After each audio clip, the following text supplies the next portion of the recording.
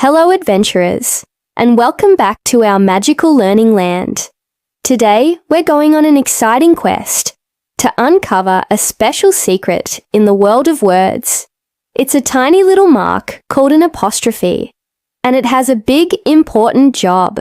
Have you ever wanted to talk about something that belongs to someone, like your friend's awesome toy or your dog's favorite ball? Well, that's exactly what we're going to learn about today. We'll discover how to use the apostrophe to show that something belongs to someone. This is called a possessive noun, and trust me, it's not as tricky as it sounds. In fact, it's like unlocking a secret code. Get ready, because our story adventure is about to begin, and you're going to become a master of apostrophes. Let's journey to the sunny meadow, where Lily the lamb lives. One morning, Lily woke up and her favorite fluffy blanket was gone. "Oh no," she cried. "Where is my blanket?" This blanket belongs to Lily, right? So we can say it's Lily's blanket. Do you see that little mark after her name? That's our hero, the apostrophe, followed by an S. That's how we know the blanket belongs to Lily. It's Lily's blanket. It shows ownership. Just then, Barnaby the bear came along. "What's wrong, Lily?" he asked. Lily explained about her lost blanket. Barnaby, being a great friend, decided to help. Our first clue is simple. To show something belongs to one person or animal, we add an apostrophe and an S. Easy peasy. Their first stop was at the pond. They saw Felix the frog sitting on a big green leaf. "Felix," asked Barnaby, "have you seen Lily's blanket?" Felix shook his head. "No, but I did see something blue by the farmer's fence." "The fence belongs to the farmer, so it's the farmer's fence. See? Apostrophes again. Farmer is one person, so we say farmers." "Thank you, Felix," they said, and hurried over. They were getting closer. This is fun, right? Whenever something belongs to one person, just add that apostrophe s, like Felix's leaf, or Barnaby's kind heart.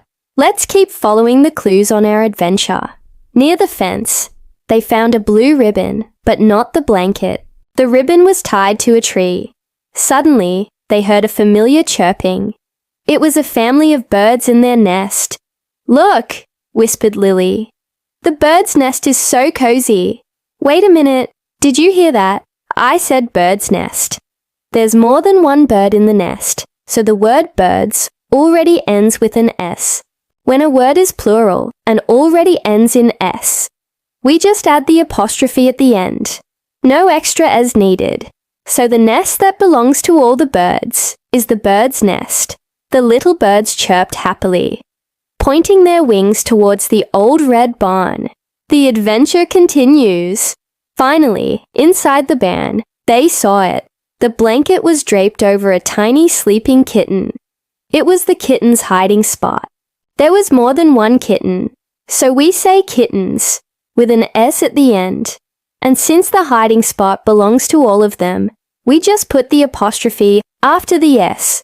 The kitten's hiding spot. Lily gently took a corner of her blanket. The kittens snuggled closer, purring. Lily realized they just wanted something warm. She smiled and decided to share. What a journey! We learned about Lily's blanket, the farmer's fence, the bird's nest, and the kitten's hiding spot. You did it! You've unlocked the magic of possessive nouns. What an amazing adventure! You are all official apostrophe masters now. Remember, if something belongs to one person, like Lily, you add an apostrophe and an S to make Lily's.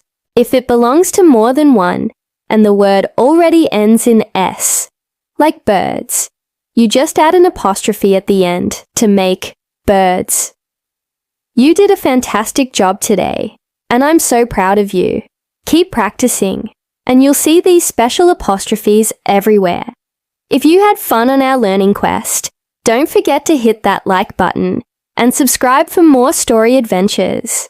Thanks for watching, and see you next time. Bye!